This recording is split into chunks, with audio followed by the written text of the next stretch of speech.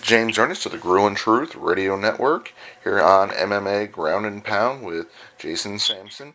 Jason, tell us, what's it like being the Wild Thing? Man, it was awesome, man. It still is awesome. But it's just the wild thing is been with me since I was a kid. Since I played football as a kid, so it always stuck with me, and it's been an awesome nickname. So, how was it growing up in Texas?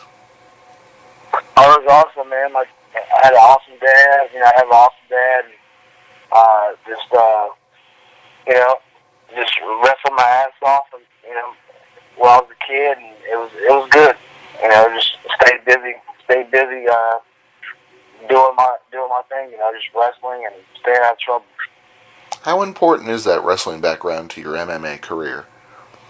It set the tone for everything else. And just when I got in trouble, I went back to my roots and wrestled, and I always came out on top.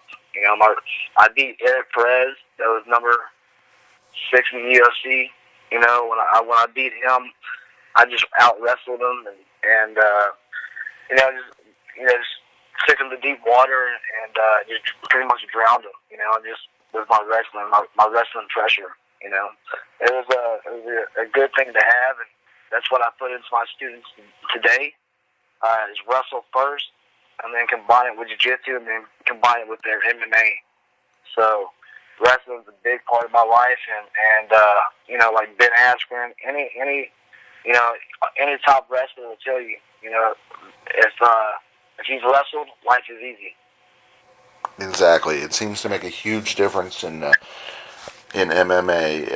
I know a lot of the recent Bellator recruits, they've been focusing on making sure they have strong wrestling backgrounds. With the 3 state titles in wrestling, what was the recruitment process like?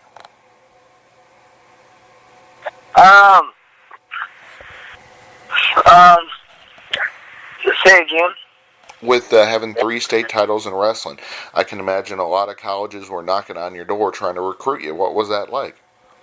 Yeah, it was it was just options. I had a lot of good people in my corner at the time, and I was blessed at the time because I had amazing work ethic, and got me those titles.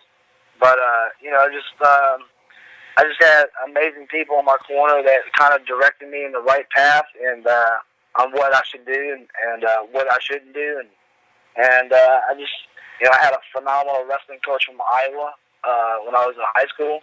He kind of he was Coach Terry Canals. He was really a good mentor, and Coach Yusuf.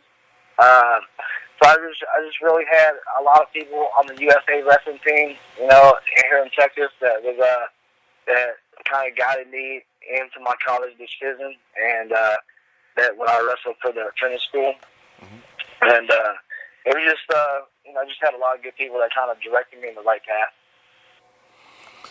Because of that accident that happened, how close were you to giving up contact sports or combat sports altogether?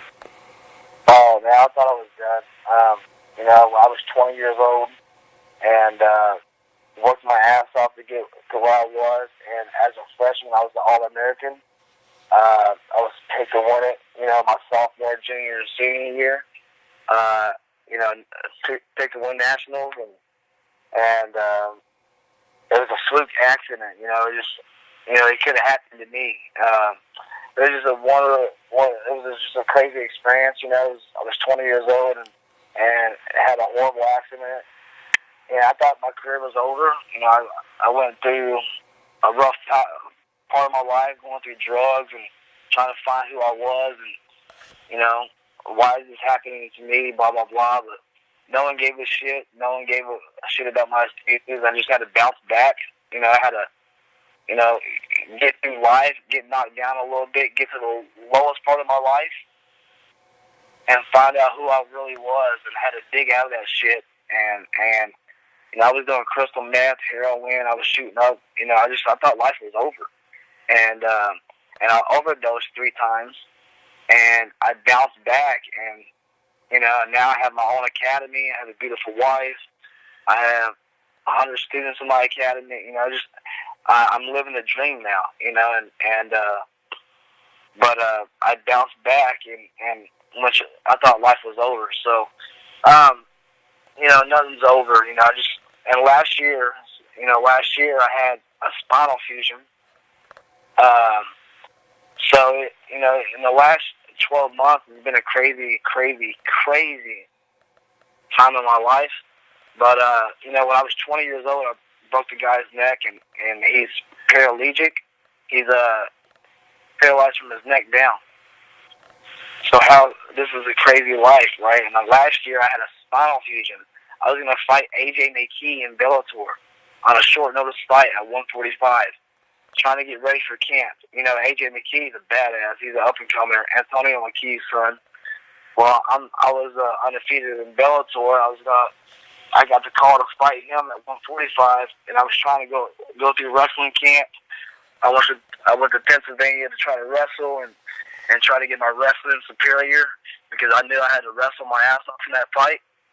And but I woke up one morning and I couldn't walk. I was drooling. I couldn't write my name. I couldn't talk.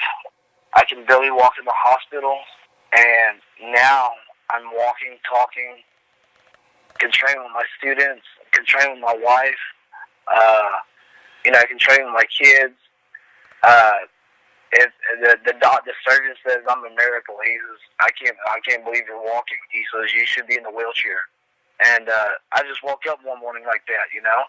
And I was like, down, and I was in a hospital for 6 days. I couldn't move. I couldn't do anything. You know, my wife is by my side. I thought life was over. I was like, holy shit. And I thought everything was bad happening to me, because I hurt that guy when I was 20 years old. And that's been on my mind every single day, you know. And so it's a crazy life, you know.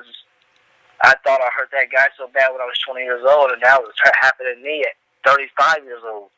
You know, and I'm laid up. I thought I was going to lose my academy. I thought I thought life was over. And guess what? Adversity. I got knocked down. No one gives a shit about your excuses. I'm not a guy that posts on Facebook, oh, my pinky hurts, blah, blah, blah. But I had a spinal fusion in my neck. They went through my neck, put a cage in my neck, and now guess what? I'm back to rolling. I'm back to grappling. I'm back to wrestling a little bit. I'm back to striking. I'm back to hitting the mitts. I'm back to rolling with my students, teaching my kids. You know, it's a roller coaster of life. You know, it's how you bounce back in life and makes you who you are. So, exactly. It's about there's no quit adversity. Yeah. Yeah, there's no quitting me. You know. So, yeah, I thought life was over when I was 20. I thought life was over when I was 35. Now I'm 36, and I have a beautiful life. You know, I'm very blessed. I have the best people in my life, the best mentors in my life. You know, also an awesome dad.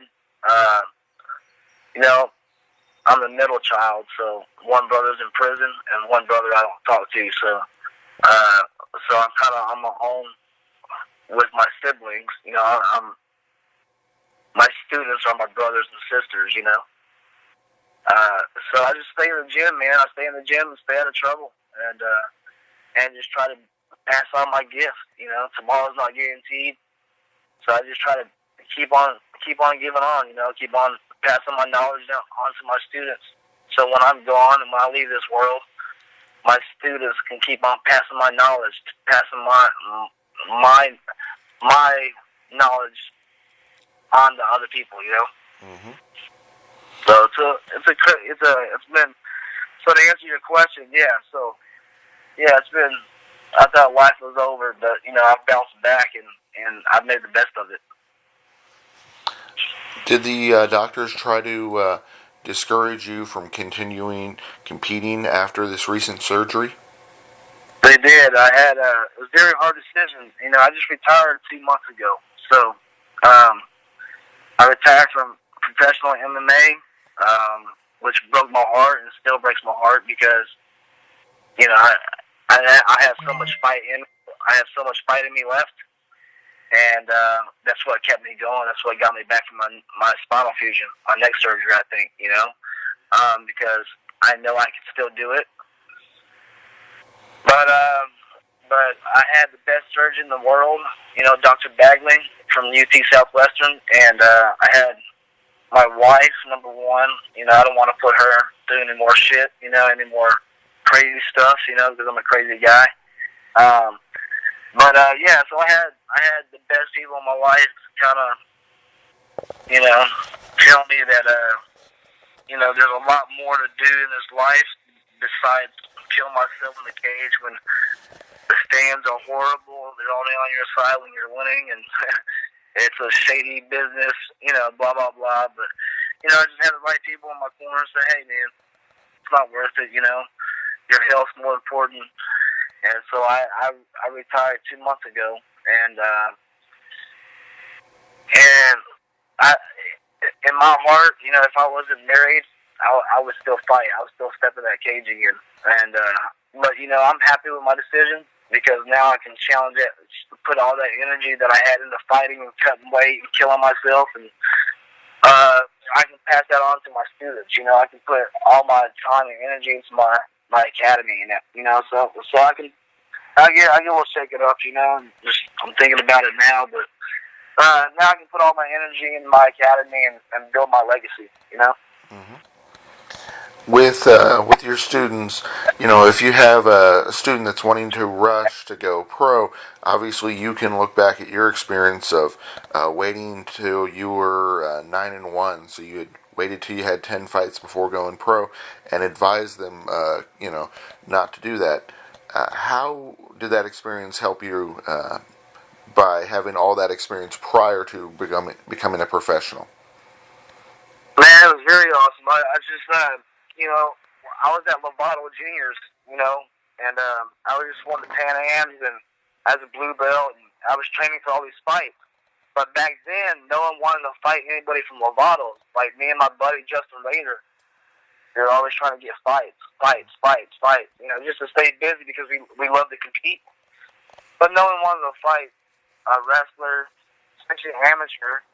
Everybody pulled out on us, pulled out. So I didn't think I was ever going to fight, So, but long story short, the amateur, when I went 9-1, my only loss was against a guy, Derek Krantz. He's 185 pounds. He's 170. I lost to him by split decision as an amateur, and I had to fight 170 because no one wanted. I couldn't get fights at 135. I couldn't get fights at 145. So I did a tournament for ring rollers in Arkansas in his hometown, which I got screwed out of the win. I should have won that fight, but I lost to him at 170 pounds, and he didn't even make weight. And Derek Krantz, I think he's an LFA champ now, or I think he was, but he's had like 35 fights now as a pro, and I had to jump up and fight him at 170. And I was weighing like 154. That's when they were letting people out of the stands come in and fight. They didn't care. But it was a crazy deal, So, but yeah, 9-1 when I was an amateur. It was I had harder fights as an amateur than than pro because just the guys you were fighting, But it was amazing. It was a good experience, and it's a different time now. A lot of kids just want to fight just to fight. Everybody's fighting now. So there's more fighters. There's a lot more talent out there now. So you just gotta make a name for yourself. You gotta build that resume. You gotta get that exposure. I think 10 fights. It takes you a good 10 years as a professional to finally know what you're doing. In this game. So. You got to be today. You have to be all around, and that's what I built. My wrestling, and that's why I fought amateur 10 times, and I also have one professional boxing fight that I went 1-0 in, and I retired because I'm not a boxer. But I had to get my feet wet. I had to grow. I had to be confident in that cage, And then once I had 10 fights, I knew I could turn pro. I knew I could turn pro at 135, and kick people's ass and take names and have fun, you know. So, but yeah, 10 fights as an amateur really helped me go 8-0 as a professional. And I lost a split decision my 9th fight, and then my last loss was in 2011 when my mom passed away. So, and that was a split decision. So, in my career, I've never been finished, and I think it was because I had 10 amateur fights and I had that exposure, and I just didn't turn pro. You know, I could have turned pro a long time ago, way before any amateurs, but I'm glad I did it the right way because I learned how to work my hands. I learned how to wrestle for MMA because you see a lot of wrestlers now that just try to shoot without setting anything up. They get knocked out. They get guillotines. I mean, look at Aaron Picchio. What's his name? Phenomenal wrestler from Bellator. His first fight, he shoots in and gets the guillotine. You know? Was it? Picchio, yeah. But he's a specimen. He's an Olympian wrestler. But you gotta have a fight to fight. So you gotta have good wrestling for MMA. And you can't just be a wrestler, you know. You gotta set it up. You gotta set it up a lot better in the cage. But yeah, it was very good. I got all that exposure, and it helped me in my professional career. The thing I didn't understand was you'd won, all your fights with Bellator, and then you went back to Legacy FC. What was that for? Was that because of the weight class change, just to try that weight class, and then in theory we're going to move back up to Bellator, or what happened with that? No, that was a good question. That's exactly what happened. Because Sean Shelby at the time, I talked to Sean Shelby, and they were like, "Man, if you can make 25, and if you can win at 25, your next fight, we'll sign you." I said, "Oh man," and I got excited. So I was like, I didn't think I could make 125 because my last time I made 125 was in high school. I wrestled high school four years in a row at 125, and I killed myself trying to make 125. And at 33 years old, check this out, at 33 years old, I made the decision with my coaches.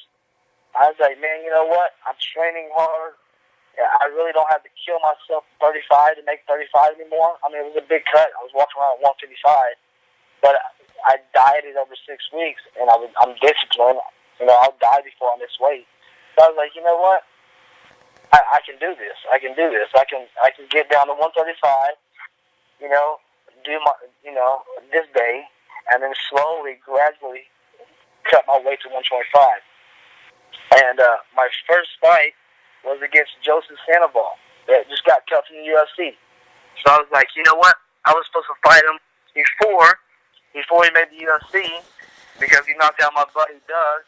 And I was like, I wanted that fight. I knew I could beat him, but it was at 125 for Legacy. And I was kind of iffy. I was like, man, I was doubting myself. I was like, can I make it? And anyway, long story short, I made 125 for Legacy. So yeah, that's why I went back to Legacy, because it was the fight.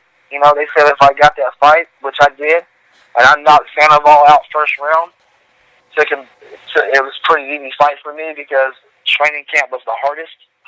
And he was a southpaw. I was orthodox, and I knew as soon as I hit him, I was going to break him. I was a bigger man. I was cutting a lot more weight. He actually missed weight at 125, and I told Pat Miletich, this is going to be the worst 5 minutes of his life.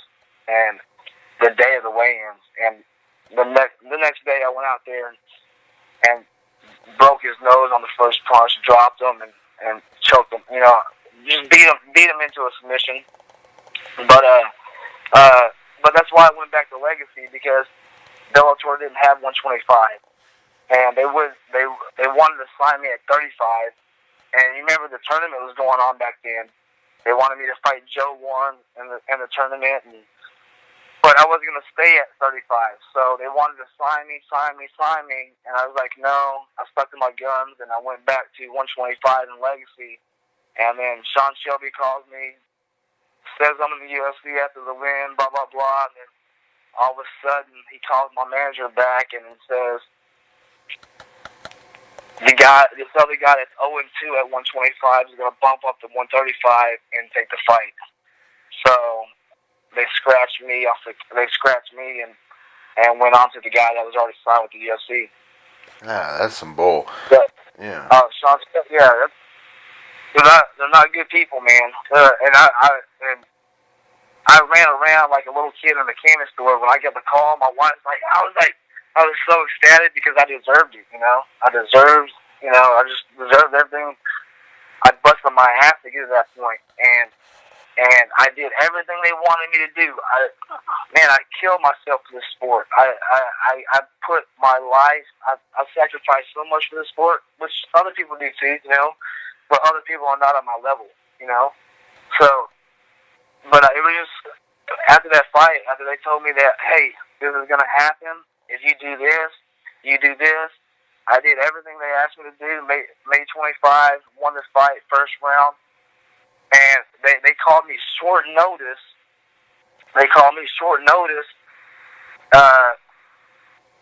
4 months later Sean Shelby called me 4 months later after I won the fight.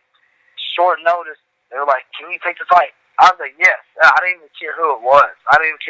Yes. Sean Shelby, hey, I'll be there. I'll make weight. I'm like 155 pounds. I need to be 135. Hey, I'll make it. So it was 4 days. It was 4 days when he called me before. I'm sorry, Susan said, my wife said 9 days before the fight. So I was going to have to make 135 in 9 days, which I would have killed myself to do that. And I was going to make it. And then he called me back. He called me back a few hours later and said the guy that's 0-2 at 125, which was horrible.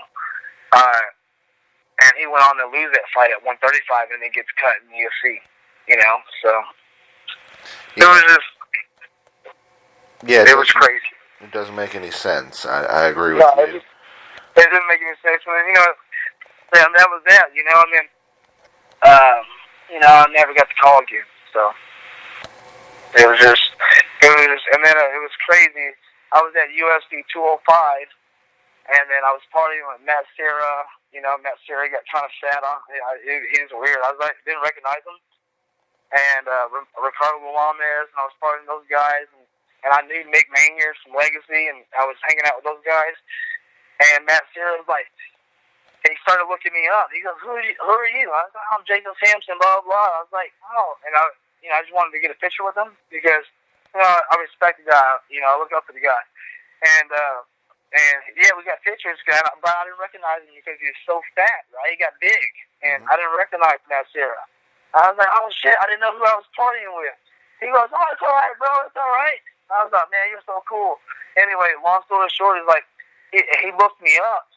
He goes, man, you're 14-1? You're 14-1?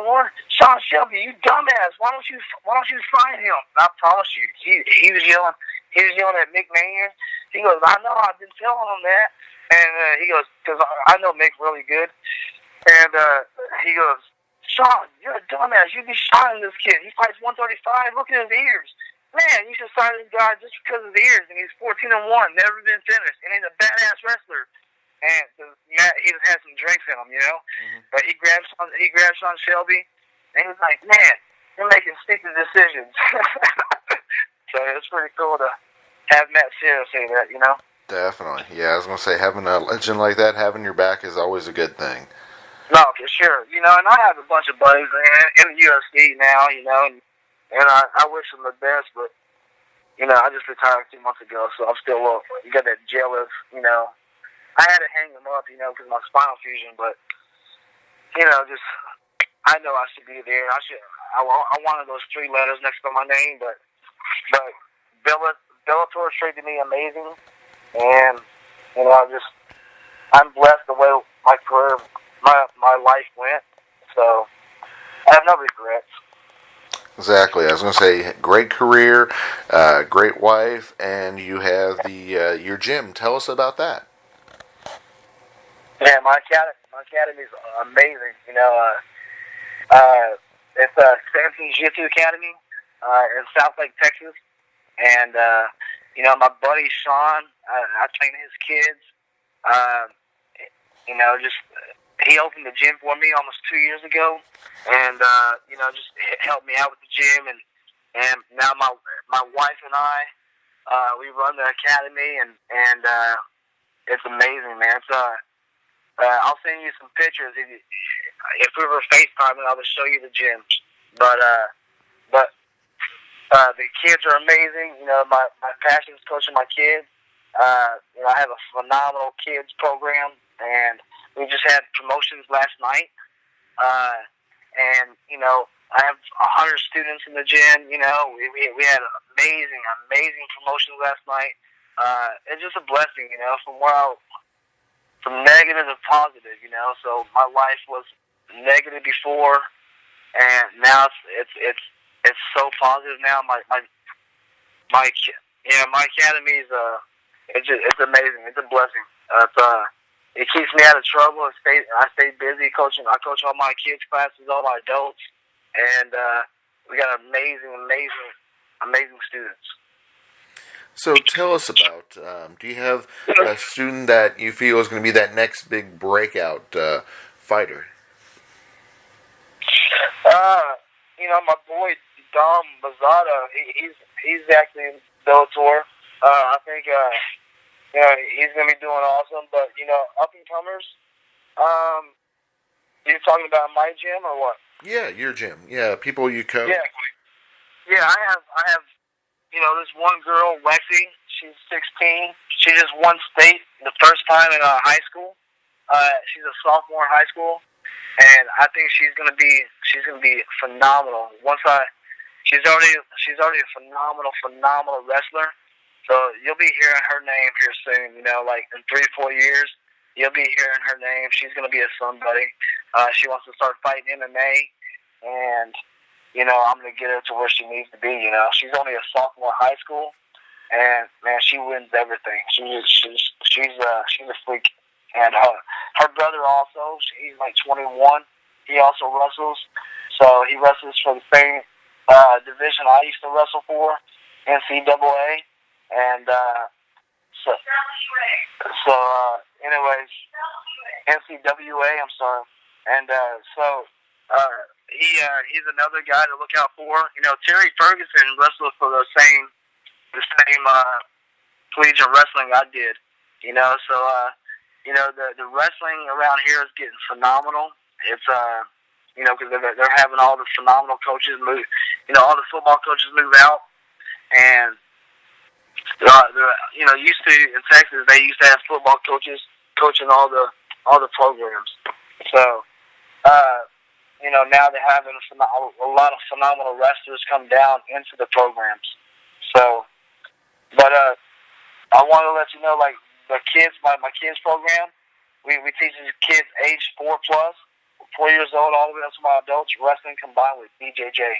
So, it's a great life I'm having. It's just a lot of hard work, but I'm blessed to do what I do every day. I'm just blessed to be walking and talking to you. Sounds great. Yeah, it sounds like living the dream. Tell us. I know with retiring from fighting, you had sponsors, because that's one of the downsides to UFC is unfortunately they take away your sponsors. Where you Bellator, you're allowed to keep them. Could you share some of those with us? Yeah, man. The sponsors were awesome for like Legacy and Bellator, and then the Reebok deal kind of hurt the fighters in the UFC, unless you're like a top dog, you're getting paid, but the lower end fighters, that's how they get paid, But I know can you hear me? Yeah. Okay. I know when I fought, for Legacy, especially for Bellator, I got paid more in my sponsors because I had a banner, I had a good manager at the time, KO Reps, and I had amazing sponsors, the kids I trained. They would sponsor me. They had their own businesses. And the dads of the kids, they had their own phenomenal businesses in South Lake. And they would put money in my pocket. They didn't need to, but they just I was good to their kids, and they would sponsor me and for my fight, and I would put their name on my banner, and they would pay me a lot of money to go on that stuff, and it was amazing, you know. Just I love how Bellator is, because the fighters, they need that money, you know. They need to be they need to be sponsored, you know, not just by one person, but they need to be sponsored by, like, Leg LFA is still doing it, you know, but, you know, it looks better, you know. It's just, but the sponsors are amazing. Like, I'm still sponsored by the Hyatt Bear Chamber. You know, it's for my head, and, you know, all Texas Sports Hyperbarics, and then I'm sponsored by Crawl USA in Dallas. So my buddy JB, chiropractor, you know. So I got some amazing sponsors. You know, Shotgun Blasters, you know, in Carrollton. So they've always stuck with me, and you know, some of them are still with me today, you know. If fans are wanting to learn more about you on, you know, like social media, your website, could you tell us about those? Sorry, you're breaking up. Go ahead. Oh, sorry. Yeah, I was going to say, could you give us your social media links, your website, that kind of thing? Yeah, SamsonBJJ.com. Excellent. That's my website. Yeah, that's my website, SamsonBJJ.com. And you're probably on social media as well. What's your social media links or handles? Sampson BJJ Gym on Instagram. Sorry, my wife's running it all to me. It's all good. Oh, she's amazing, and she's a badass. She keeps me sane. Oh, I know what you mean. Are you married?